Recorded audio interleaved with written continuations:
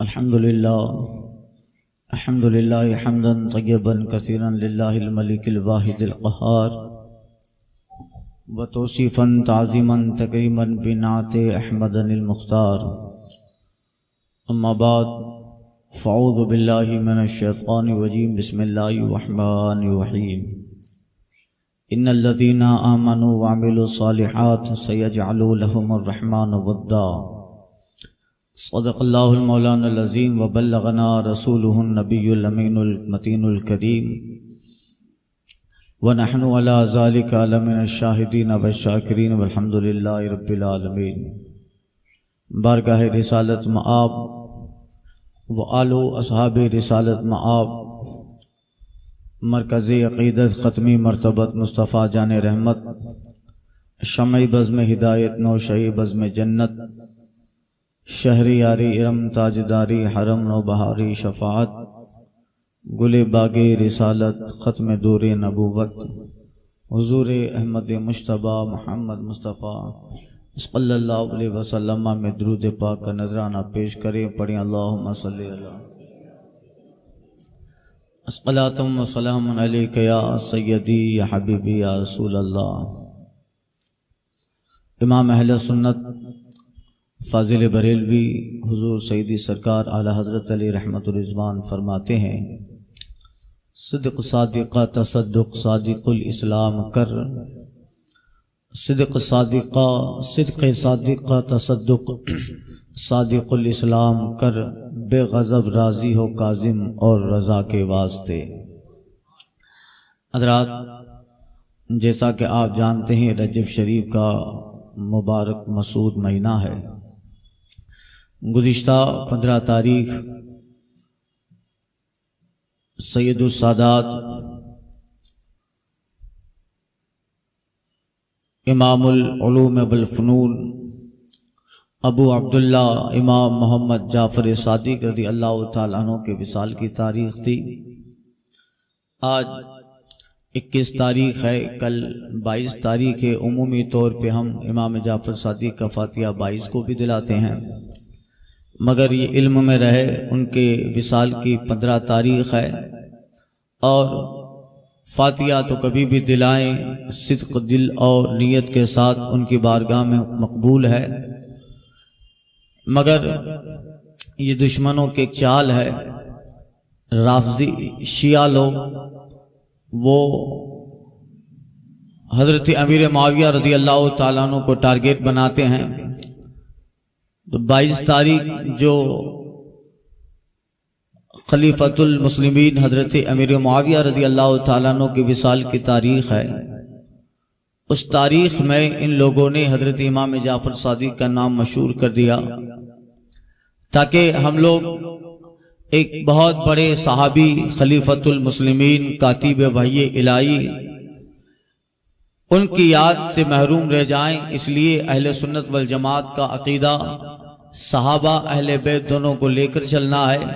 اگر 22 تاریخ کو بھی امام جعفر صادق کا فاتحہ دلائیں تو ضرور فاتحہ میں حضرت امیر معاویہ رضی اللہ تعالیٰ عنہ کا نام شامل ہو جائے، تاکہ اہل بیت اطہار اور اصحاب کرام ان دونوں کے فیوز اور برکات کا حصہ ہم غرباء اہل سنت کو ملے.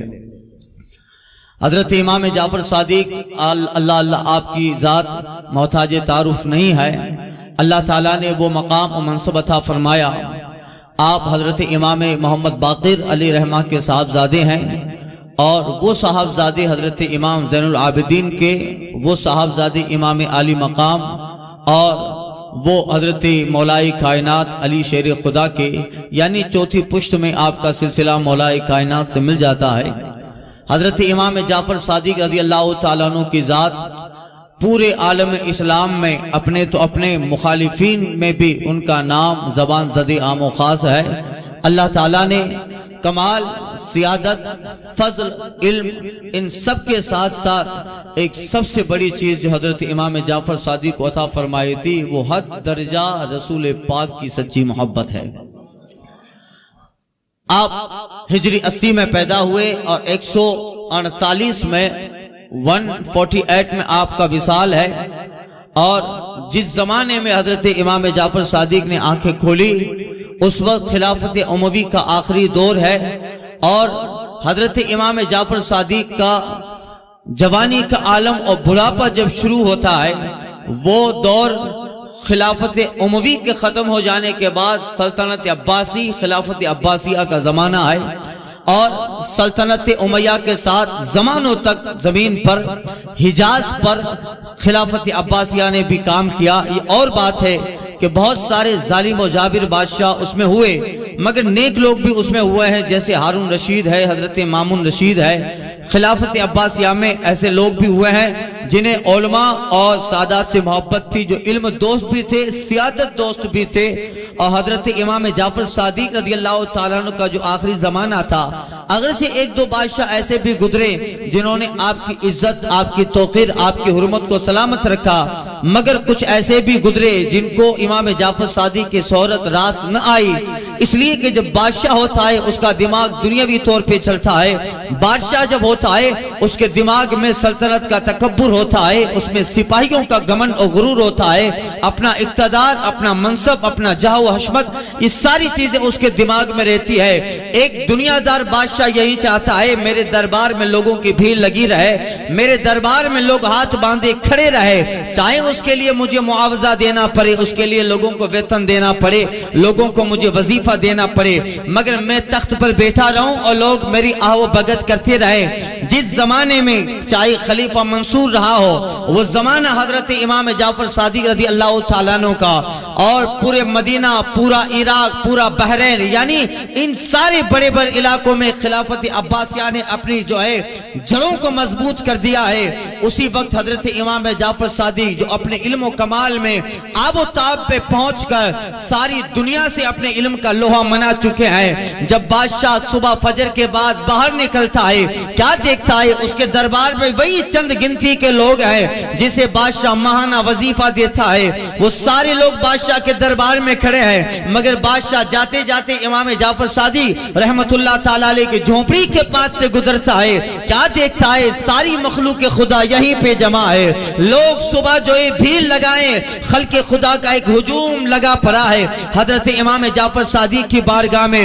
لوگ پریشانیاں لے کر آتے ہیں، لوگ اپنی اولاد کو لے کے آ رہے ہیں، لوگ اپنی مصیبتوں کا سمادھان کرنے آ رہے ہیں، کہاں کہاں سے لوگ مصیبتوں کے ساتھ ساتھ اہل علم، طالب علم اپنے علم کی پیاس بجھانے امام جعفر صادق کی بارگاہ میں بیٹھے ہیں۔ حضرت داؤد طائی رحمت اللہ تعالیٰ علیہ جو ہمارے اصل جو ہے اہل سنت کے بہت زبردست محدث گزرے ہیں، جن کو کئی سال تک حضرت امام جعفر صادق کی بارگاہ سے اکتساب علم کا موقع ملا، اکتساب فیض کا موقع ملا، وہ کہتے ہیں کہ اللہ تعالیٰ نے کیا علم و فضل جناب امام جعفر صادق کو عطا فرمایا تھا، کبھی کبھی 300 طلبہ، کبھی کبھی 600 طلبہ میں نے دیکھا ہے۔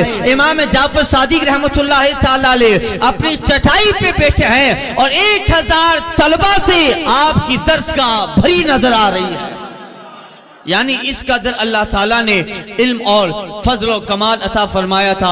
عبادتیں تو ہیں ساتھ میں، حضرت داؤد طائی نے کہا تھا حضور آپ اس قدر رات کو جگ کے عبادت کرتے ہیں، آپ کے پاؤں میں ورم آ جاتا ہے، آپ تو اہل بیت رسالت سے ہیں، آپ تو مصطفیٰ جان رحمت کے نوازی، آپ تو بخشے بخشائے ہیں، مگر اس قدر عبادتیں، اس قدر ریاضتیں، رات رات نماز نوافل پڑھنا ہے، حضور اسے کم کریں، آخر آپ کے لیے تو قرآن میں شفاعت کا مژدہ، بخشش کا مژدہ، آپ کے لیے تو جنتی ہونے کا مژدہ اللہ تعالیٰ نے قرآن مجید میں ارشاد فرمایا ہے۔ پھر آپ اس قدر سارے لوگوں سے زیادہ عبادت گزار آپ ہیں، سارے لوگوں سے زیادہ تلاوت کلام کرنے والے آپ، سارے لوگوں سے زیادہ نوافل پڑھنے والے آپ، سارے لوگوں سے زیادہ روزہ رکھنے والے آپ، حضور آپ کا یہ حال۔ حضرت امام جعفر صادق کہتے ہاں ہاں مصطفیٰ جان رحمت کا نواسا ہو، اسی لیے یہ ساری چیزیں کر رہا ہوں تاکہ قیامت کے دن جب مصطفیٰ جان رحمت کی بارگاہ میں پیشی ہو، اگر نانا جان کہیں کہ ہماری نسبت سے بہت بڑا مقام مل گیا تھا، نام تو لے کے آئے ہو، اے جعفر صادق بتاؤ اپنے نانا کا کردار لے کے آئے ہو کہ نہیں آئے، اپنے نانا کے اخلاق لے کے آئے ہو کہ نہیں آئے؟ تو میں مصطفیٰ جان رحمت کی بارگاہ میں سینہ کھول کے کہوں گا یا رسول اللہ، اے نانا جان علیہ الصلوۃ والتسلیم، جہاں آپ کے نام نے فیض دیا تھا، حضور دنیا میں آپ کا کردار بھی لے کے جعفر صادق آیا۔ یعنی یہ اللہ تعالیٰ نے علم اور عبادتوں کا یہ حال ہے، اور علم کا حال تو یہ ہے اللہ آپ نے جس زمان علماء بیان فرماتے ہیں بہت سارے علم ایسے ہیں جو آج امام جعفر صادق کی طرف منسوب کیے جاتے ہیں۔ آسٹرولوجی جسے ہم علم نجوم کہتے ہیں، علماء اس کا اکثر حصہ امام جعفر کی طرف منسوب کرتے ہیں۔ علم جعفر جس کا تعلق فلک آسمان اور ستاروں سے ہے، اس کو علماء امام جعفر کی طرف منسوب کرتے ہیں۔ علم ریاضی اس کا اکثر حصہ لوگ امام جعفر صادق کی طرف منسوب کرتے ہیں۔ یہی حال ہے ایک دنیا کا بہت بڑا فلسفی جس کا نام حضرت جابر بن حیان طرطوسی رحمت اللہ تعالی علیہ ہے، جنہوں نے تقریباً 3 سال حضرت امام جعفر صادق کی بارگاہ میں علم پڑھا، فیض حاصل کیا۔ ایسا نہیں ہے کہ امام جعفر صادق ایک عالم ہے، ایک مفتی ہے، ایک محقق ہے تو پھر آپ کے دربار میں صرف قرآن ہی پڑھایا جائے، آپ کے دربار کلاس میں صرف حدیث ہی پڑھائی جائے، جب فتویٰ کا کام ہوتا ہو نہیں۔ آپ کے جتنے بھی طلبہ بیٹھتے تھے، شاگرد بیٹھتے تھے، آپ علم قرآن بھی دے رہے ہیں، آپ علم حدیث بھی دے رہے ہیں، لوگ آپ سے علم فلکیات بھی حاصل کر رہے ہیں، لوگ آپ سے علم ارضیات بھی حاصل کر رہے ہیں، لوگ آپ سے علم حیوان، علم ابدار، یہ سارے علوم آپ کی بارگاہ سے پڑھائے جاتے تھے، جس کا نتیجہ ہے کہ جابر بن حیان جیسا زبردست فلسفی اور حکمت کو جاننے والا، جس نے تقریباً 3 سال امام جعفر صادق کی بارگاہ میں گزارے اور آپ کے ملفوظات کو نقل کیا، آپ کے ارشاد و فرامین کو نقل کیا، اور اس نے ان ساری چیزوں کو جمع کر کے تقریباً ریاضی، میتھمیٹکس اور فلسفہ پر جابر بن حیان نے 400 سے زائد کتابیں نقل فرمائی۔ آج سے تقریباً 25-50 سال پہلے یورپ کا ایک بہت بڑا فلسفی انٹرنیٹ چلاتے چلاتے میتھمیٹکس تلاش کر رہا ہے اور علم کیمیا، کیمسٹری کے کچھ قواعد اور نئی باتیں تلاش کر رہا تھا، تلاش کرتے کرتے اسے نیٹ کی دنیا میں جابر بن حیان کا نام ملتا ہے۔ اس نے آگے انٹرنیٹ کے مادھیم سے جابر بن حیان کی سیرت کو مطالعہ کرنے لگا۔ اتنا زبردست فلسفی آج جس کو کیمسٹری میں پڑھایا جاتا ہے، آج جس کو فزکس میں پڑھایا جاتا ہے، آج جس کو علم آسٹرولوجی میں پڑھایا جاتا ہے، وہ سارے نکلے ہوئے ایک صدی سے ہیں، مگر 1400-1300 سال پہلے جابر بن حیان نے کیمسٹری کا یہ قاعدہ کیسے بتا دیا؟ 1350 سال پہلے جابر بن حیان نے فزکس کا یہ قاعدہ کیسے بتا دیا؟ علم میتھمیٹکس 1400 سال پہلے اس کا کوئی نام نہ تھا، 1350-1400 سال پہلے جابر بن حیان نے میتھمیٹکس کا یہ گرامر و قاعدہ کیسے بتا دیا؟ وہ یورپ کا فلسفی جابر بن حیان طرطوسی کی کتابیں مطالعہ کرنے کے بعد دنگ رہ جاتا ہے۔ آج جس پہ دنیا و فلسفہ و سائنس ریسرچ کر رہی ہے، 1300 سال پہلے اس کا وجود نہ تھا، 1300 سال پہلے ان سارے فلسفیوں کا وجود نہ تھا، مگر اس سے پہلے کیمسٹری، فزکس اور علم کیمیا، علم ارضیات، آسٹرولوجی کے اتنے سارے گرامر بیان کر دینا۔ وہ آگے پڑھتے پڑھتے جابر بن حیان طرطوسی کے حالات کو مطالعہ کرتے کرتے دیکھتا ہے انہوں نے کس سے علم حاصل کیا تھا، وہ دنگ رہ گیا۔ اتنا سارا علم کا سرمایہ جو جابر بن حیان نے چھوڑا تھا، جس کو تقریباً 400 کتابوں میں بکھیرا تھا، یہ سارا سرمایہ اگر جابر بن حیان کے پاس آیا تھا تو وہ 3 سال امام جعفر صادق کی صحبت ہی کا نتیجہ تھا۔ یعنی وہ دنگ رہ گیا۔ آج سے اتنے سالوں پہلے نہ یہ سارا لیب ہے، نہ فلسفہ ہے، نہ سائنس ہے، مگر اس وقت یہ ساری چیزیں یعنی یقیناً امام جعفر صادق کا کمال ہے۔ اس لیے آپ کو اللہ تعالیٰ نے وہ علوم اور فضل عطا فرمایا۔ ظاہر بات ہے مولائے کائنات کے صاحبزادے ہیں، مولائے کائنات کے بیٹے ہیں، جس علی کے بارے میں مصطفیٰ فرماتے ہیں انا دار الحکمت وعلی بابها، میں حکمت کا گھر ہوں، علی اس کا دروازہ ہے۔ انا مدینۃ العلم وعلی بابها، میں علم کا شہر ہوں، علی اس کا دروازہ ہے۔ وہی علم مولائے کائنات منتقل ہوتا ہوتا نواسہ رسول یعنی امام عالی مقام کے قلب میں آیا۔ وہ کربلا کے میدان میں امام سارا خزانہ زین العابدین کے سینے میں انڈیل دیتا ہے، ان سے ہوتا ہوتا امام باقر کے پاس آیا، اور وہی سارا خزانہ جو مولائے کائنات سے چلا تھا وراثت میں امام جعفر صادق کو ملتا ہے، جس کا نتیجہ یہ رہا جب مدینہ کی زمین پر امام जाफर सादी दरसगाह लगाते हैं, मिस्र से पढ़ने वाला आपकी बारगाह में आ रहा है। जो है उस जमाने में शाम और फिलिस्तीन से पढ़ने वाला आपकी बारगाह में आ रहा है। उस जमाने में हिजाज और यमन का किसी भी इलाके का रहने वाला हो, आपकी दरगाह में वो तालिब इल्म दिख जाता। यानी इस कदर सारी दुनिया को इल्म से ढांप लिया था। जहां जाओ मिश्के मुस्तफा ही का दौर था। और एक 8 साल का बच्चा भी अबू कतादा से लफ्ज गुरु के ताल्लुक से बहस कर रहा था। यानी ये जो है अल्लाह ताला ने ये इल्म फजल जनाबे हजरत इमाम जाफर सादिक को अता फरमा। इतने जबरदस्त बड़े बड़े सूफिया, बड़े बड़े मुहद्दिस इमाम जाफर सादिक के शागिर्दों में आते हैं। इमाम ज़हबी हजरत इमाम जाफर सादिक के शागिर्दों में है। सूफियान सौरी ने इल्म हदीस का इक्तिसाब इमाम जाफर सादिक से इल्म हदीस को समाअत किया। दाऊद ताई जैसा मुहद्दिस वो हजरत इमाम जाफर सादिक के शागिर्दों में है। बल्कि इमाम आदम जो मुज्तहिदीन में मुज्तहिद मुतलक है, उन्होंने तो 2 साल से इमाम जाफर सादिक के साथ जिंदगी गुजारी।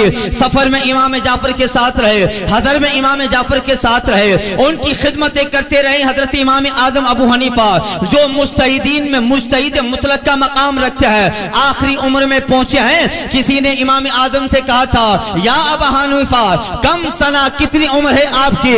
हजरत इमाम आदम कहते हैं मेरी उम्र 2 साल है। कहने वाला पूछने वाला कहता है हुजूर बुढ़ापे की दहलीज पे आ गए और आप कहते हैं कि आपकी उम्र 2 साल है। हजरत इमाम आदम रज़ी अल्लाह ताला ने जवाब फरमाते, हाँ मैंने अपनी जिंदगी के इन सारे सालों में उन 2 सालों को ही गोल्डन पीरियड पाया है। उन 2 सालों में ही मैंने सारी बुजुर्गियां, फजीलतें और सारा इल्म मैंने हासिल किया है। वो आप फरमाते लौलस सनतान लहलकन नौमा, मैंने 2 साल इमाम जाफर सादिक के पास गुजारे हैं। अगर वो 2 साल अबू हनीफा नौमान को इमाम जाफर सादिक की बारगाह में न मिलते, अबू हनीफा हिलाक हो गया होता। नौमान आज इस इल्म पे ना पहुंचता, नौमान आज इस कमाल पे ना पहुंचता। 2 साल जाफर सादिक की खिदमत करने के बाद जो इल्म मिला, अमल मिला, हुनर मिला, दानाई मिली, हिकमतें मिली, वो सारी 2 साल की खिदमत का नतीजा था। मुझे इमाम जाफर सादिक की 2 साल की खिदमतें इतना परवान चलाया। आज तुम्हारे सामने अबू हनीफा जो एक इल्म का पहाड़ पहन के खड़ा है, ये सारा नतीजा 2 साल इमाम जाफर की खिदमत का है। लौलसनतान लहलकन नौमा, यानी ये सारा मकाम हजरत इमाम जाफर सादिक का। इसलिए आपको इल्म में वो मकाम है। इसलिए तो आला हजरत कहते हैं, ए अल्लाह रब तबारक व तआला की बारगाह में दुआ करते हैं सिद्क सादिक का तसद्दुक सादिकुल इस्लाम का। यानी इमाम जाफर सादिक के सिद्क का तसद्दुक जो हर एतबार से सादिकुल अमीन है, हर एतबार से सादिकुल क़ल्ब है, सादिकुल अहवाल भी है, सादिकुल अफ़आल भी है। घर में रहें तो इमाम जाफर सादिक है, बाहर रहें तो इमाम जाफर सादिक है, अगर अंजुमन में रहें यारों की तो इमाम जाफर सादिक है। यानी जिसका कौल, जिनका दिल, जिनकी जबान, जिनके ख्यालात, जिनकी फिक्र, सारी चीजों में अल्लाह ताला ने सिद्क भरा था। मंसूर बादशाह हजारों चीजें देखकर डराता हो, मगर इमाम जाफर सादिक की जबान पर सच निकलता है। क्यों ना हो, ये सारा हिस्सा भी हजरत अबू बकर सिद्दीक से मिला था।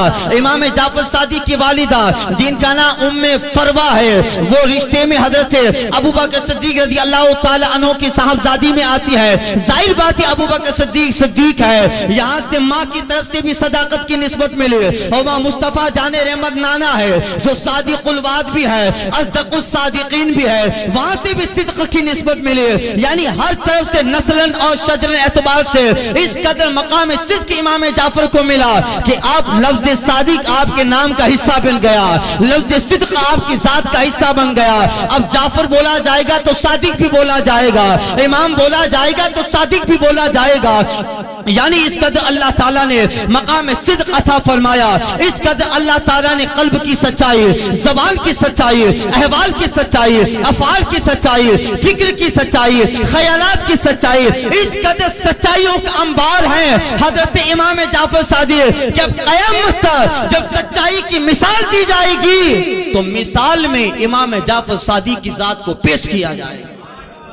इसलिए इमाम जाफर सादिक रहमतुल्लाहि ताला अलैह ये सारी कमालात के साथ अल्लाह तबारक व तआला ने जो खूबियां अता फरमाई वो अपनी जगह पे मुसल्लम बेशुमार आपकी करामत है। ये और बात है कि आज शियत बढ़ती चली जा रही है, اور یہ شیعہ اپنے آپ پر اہل جو ہے بیت کا لیبل لگا کر یہ سمجھتے ہیں ہم لوگ سچے ہیں اہل بیت سے محبت کرنے والے، اور لوگ بھی جو ہیں نادانی میں یہ کہتے ہیں کہ شیعہ کون ہوتا ہے؟ شیعہ اہل بیت سے محبت کرنے والا۔ غلط ہے، شیعہ اہل بیت سے محبت کرنے والا یوں نہ کہا جائے، صحابہ کا مخالف وہ شیعہ ہوتا ہے اہل بیت اطہار کی محبت کی آڑ میں جو حضرت ابوبکر صدیق کو ٹارگیٹ بناتا ہے، جناب عمر بن خطاب کو ٹارگیٹ بناتا ہے، حضرت اما عائشہ کو ٹارگیٹ بناتا ہے، جن کے دلوں میں بغض صحابہ بھرا پڑا ہے۔ ظاہر بات ہے جب ابو بکر کا بغض ہے تو حب علی کام آنے والا نہیں ہے، عمر بن خطاب کی عداوت ہے تو پھر حب حسین کام آنے والا نہیں ہے۔ ہماری 1400 سال کی تاریخ ہے، علماء، صوفیاء، مجتہدین، مجددین بتاتے آ رہے ہیں اہل سنت کا سچا معیار یہ ہے تیرے ایک ہاتھ میں اہل بیت اطہار کا دامن رہے، دوسرے ہاتھ میں اصحاب کرام کا دامن رہے۔ جہاں تو علی سے محبت کرتا ہے وہاں حضرت ابو بکر سے بھی محبت کرتا رہے، جہاں تو حضرت امام جعفر سے محبت کرتا ہے وہ حضرت عمر بن خطاب سے محبت کرتا رہے، جہاں تو حضرت امام حسین سے محبت کرتا ہے وہ حضرت عبداللہ بن عمر سے بھی محبت کرتا رہے۔ جہاں تیرے دل میں جناب زہرا کی محبت ہے اسی دل میں جناب عائشہ کا بھی پیار ہونا چاہیے۔ یہ دونوں کو لے کے چلنے والا سچی نگر جا رہا ہے، سچا راستہ جا رہا ہے، اور اسی کی ترجمانی امام اہل سنت فرماتے ہیں اہل سنت کا ہے بیڑا پار اصحاب حضور، اہل سنت کا ہے بیڑا پار اصحاب حضور نجم ہے اور ناو ہے عطرت رسول اللہ کی۔ تو ایسے صادق ہے، اس لیے اعلیٰ حضرت کہتے ہیں صدق صادق کا تصدق صادق الاسلام کر بے غضب ہو رازم کاظم اور رضا کے واسطے۔ حضرت امام جعفر صادق رضی اللہ تعالیٰ عنہ، اللہ کیا کمال دیا ہے اللہ نے آپ کو۔ آپ ایک مرتبہ درس دے رہے تھے اور قرآن مجید کی تفسیر فرما رہے تھے۔ قرآن مجید کی ایک آیت کریمہ یا نارو کونی بردم و سلام علی ابراہیم، اے آگ ابراہیم پر ٹھنڈی ہو جا سلامتی کے ساتھ۔ آپ درس دے رہے ہیں، ایک فلسفی، ظاہر بات ہے فلسفی مادیات سے بحث کرتا ہے، وہ عقل سے بحث کرتا ہے، روحانیت کا فلسفہ جلدی سے اس کے سمجھ میں نہیں آتا ہے۔ حضرت امام جعفر صادق اس کی تفسیر فرما رہے ہیں کہ جب جناب ابراہیم خلیل اللہ علیہ الصلوۃ والتسلیم کو نار نمرود میں ڈالا گیا، آپ کے ہاتھ پاؤں باندھے ہیں اور منجنیق کے ذریعہ آپ کو آگ میں ڈالا جا رہا ہے۔ ظاہر بات ہے وہ کتنی بڑی آگ بنائی تھی، لوگ جو ہے عشاء کی نماز کے بعد درس تفسیر میں آتے ہیں ان کو معلوم ہے پورے واقعات عرض کر چکا ہوں۔ اتنی بڑی آگ جلائی گئی، اس کے شعلے جب آسمان سے باتیں کرنے لگے، یہاں تک کہ اس کے قریب سے اگر پرندہ بھی پرواز کرتا گزرتا جل کر بھون جاتا، مر جایا کرتا تھا۔ اسی نار نمرود میں جناب ابراہیم کو باندھ کے ڈالا جا رہا ہے۔ جیسے ہی حضرت ابراہیم آگ کے قریب جاتے ہیں اللہ تعالیٰ کی طرف سے حکم ہوتا ہے یا نار کونی بردم و سلام علی ابراہیم، اے آگ ابراہیم پہ ٹھنڈی بھی ہو جا سلامتی کے ساتھ، سلامتی والی ٹھنڈی ہو جا۔ اللہ تعالیٰ کا ارشاد باری ہونا تھا، آگ بالکل ٹھنڈی ہو جاتی ہے۔ جناب ابراہیم کے ہاتھوں میں رسیاں بیڑیاں ہیں، وہ ساری بیڑیاں ٹوٹ جاتی ہے اور جناب ابراہیم آگ پہ براجمان ہے، یعنی وہ آگ گلزار بن گئی ہے۔ یہ تفسیر حضرت امام جعفر صادق فرما رہے ہیں، آگ جناب ابراہیم پہ ٹھنڈی ہو گئے۔ آپ کے اس درس میں ایک فلسفی بھی جمع ہے، وہ آگ کھڑا ہے بیٹھا ہے، وہ کہتا ہے حضور یہ بات سمجھ میں نہ آئی، آگ کا کام ہے جلا دینا، آگ کا کام ہے خاکستر کر دینا، آگ کا کام ہے کوئلہ بنا دینا، بھلا یہ آگ نہ جلائی فطرت کے خلاف ہے، آگ کا نہ جلانا آؤٹ آف نیچر ہے، آگ کا نہ جلانا آؤٹ آف مائنڈ دماغ اور عقل کے خلاف ہے، یہ کیسے ہو سکتا ہے؟ میں یہ بات کو نہیں مانتا، بلکہ وہاں اس آیت کریمہ کی تفسیر کا مطلب یہ ہے، اللہ نے فرمایا تھا یا نارو کونی بردم و سلام علی ابراہیم، اے آگ اولاد ابراہیم پر جو ہے ٹھنڈی ہو جا۔ اس کا مطلب یہ تھا کہ اللہ تعالیٰ یہ بتا رہا ہے کہ نمرود اس وقت بڑا جلال میں تھا اور غصہ کو آگ سے تشبیہ دی جاتی ہے، تو اللہ تعالیٰ کا حکم نمرود پہ ہوتا ہے، اے نمرود ابراہیم کے تعلق سے اپنا غصہ ٹھنڈا کر لے، ابراہیم کے تعلق سے اپنے غصے کی آگ بجھا لے۔ تو یہ حکم جو تھا وہ ظاہری آگ پہ نہ تھا بلکہ یہ حکم نمرود کے غصے پر تھا۔ یہ وہ تفسیر کرنے لگا، یعنی سراسر اختراع تھا، سراسر تحریف تھی۔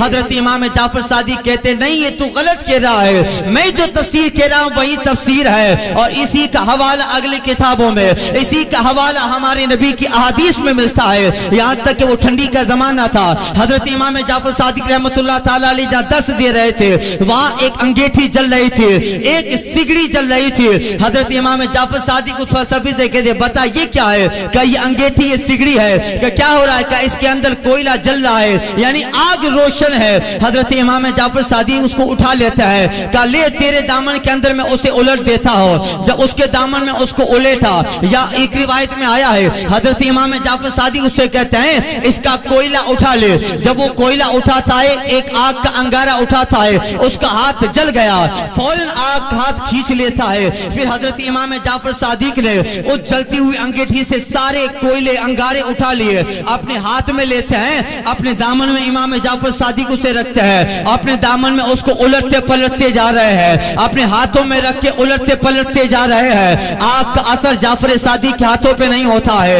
आग का असर इमाम जाफर सादिक के कपड़ों पे नहीं होता है। आप फरमाते फलसफा नजर आ गया, फलसफा समझ में आ गया।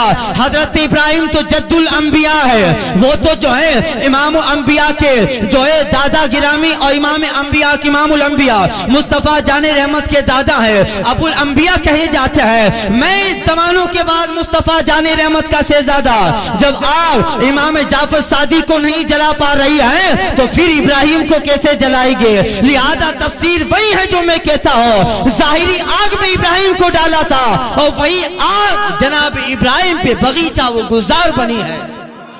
ये तफसीर आपने समझा दी और बताया कि हाँ यही मुराद है, यही आग हकीकी आग जाहिरी आग जो देखी जाती है वही आग थी, और वही आग जनाब इब्राहिम पे गुजार बनी थी, जिसको आपने प्रैक्टिकल करके बताया। यानी क्या मतलब? हजरत इमाम जाफर सादिक उस पाए के बुजुर्ग हैं, इल्म जाहिर भी है, इल्म बातिन भी है। सूफिया फरमाते इल्म जाहिर का ताल्लुक किताबों से होता है। आपको मसला पूछा है, आपने उसको फतवा और रज़विया से बता दिया, इसका ताल्लुक इल्म जाहिर से है। आपने मसला फतवा पूछा, उसको जो है फतावा बहरुल उलूम से, फतावा आलमगीर से, फतावा हिंदिया से उस फतवे को नकल करके आपको समझा दिया। इस इल्म का ताल्लुक जाहिर से होता है, मगर एक इल्म बातिन होता है, एक आलिम बातिन होता है, जिसको अल्लाह ताला इल्म बातिन देता है, उसका कमाल ही होता है। उससे जो मसला पूछता है या किसी मसले में उनकी बारगाह में बैठने वाला कंफ्यूज होता है, वो किताबें नहीं बताता है, गला पकड़ कर समझा भी देता है और वही मसला लोहे महफूज पे दिखा भी देता है। इल्म बातिन का जो आलिम होता है वो बहुत आगे की सोचता है, इसलिए मोमिन इल्म जाहिर के साथ इल्म बातिन भी लेता है। इकबाल कहते हैं इल्म की हद से परे बंदे मोमिन के लिए, इल्म की हद से परे, यानी इस जाहिरी इल्म के बाद भी एक इल्म है जो बंदे मोमिन हासिल करता है। सूफिया हासिल करते हैं, इल्म बातिन के मुतलाशी हासिल करते रहते हैं। इस इल्म के आगे भी एक इल्म होता है। वो इल्म अगर देखना है तो इमाम जाफर सादिक को देखो, वो इल्म अगर देखना है तो दाता अली हिजवेरी को देखो, वो इल्म अगर देखना है तो बख्तियार काकी को देखो, वो इल्म अगर देखना है तो सरकार गरीब नवाज को देखो, वो इल्म अगर देखना है तो इमाम आदम को देखो, इमाम शाफी, इमाम अहमद बिन हंबल, इमाम मालिक को देखो, वो इल्म अगर देखना है सरकार मुफ्ती आदम को देखो, और इल्म बातिन की झलक देखनी है तो आला हजरत की सीरत और किरदार का मुताला करो। अल्लाह ताला ने इल्म ज़ाहिर इल्म बातिन भी अता फरमाया, और दूर न जाते हुए अगर बिल्कुल माजी करीब में इल्म ज़ाहिर के साथ इल्म बातिन देखना है तो इस जमाने में सरकार इत्तेहादुल शरिया को देखना। अल्लाह ताला ने इल्म ज़ाहिर के साथ इल्म बातिन भी ऐसा अता फरमाया था। जो आपकी नज़र देखते थे, जिस ज़माने में ताहिरुल कादरी नया आया था, क्या तकरीर करता है लोग कहते थे, उस ज़माने में लोग कहते थे कि अब ये छा जाएगा।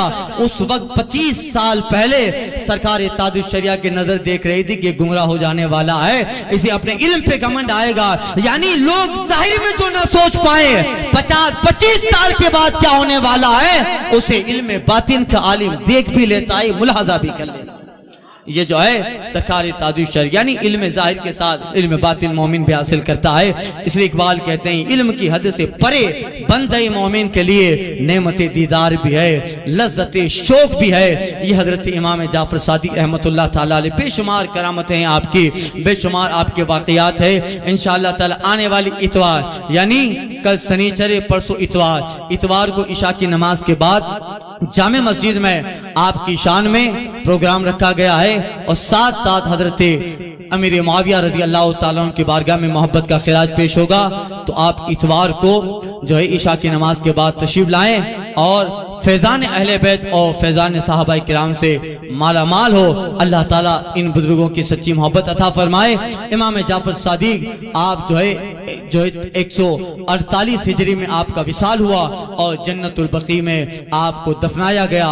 حضرت امام حسن کے قریب، حضرت امام باقر کے قریب آپ کی قبر پاک ہے. آپ وہیں پہ آرام فرما رہے ہیں. اللہ تعالیٰ امام جعفر صادق کے مرقد انور پر رحمت و انوار کی بارش فرماتا رہے. ابر کرم ان کے مرقد پہ گہر باری کرے. حشر تک شان کریم ناز برداری کرے. ہزاروں رحمتیں ہو اے امیر کارواں تجھ پر، فنا کے بعد بھی باقی ہے شان رہبری تیری. صبا وہ چلے کہ باغ پھلے، وہ پھول کھلے کہ دن ہو بھلے. لیوا کے تلے ثنا میں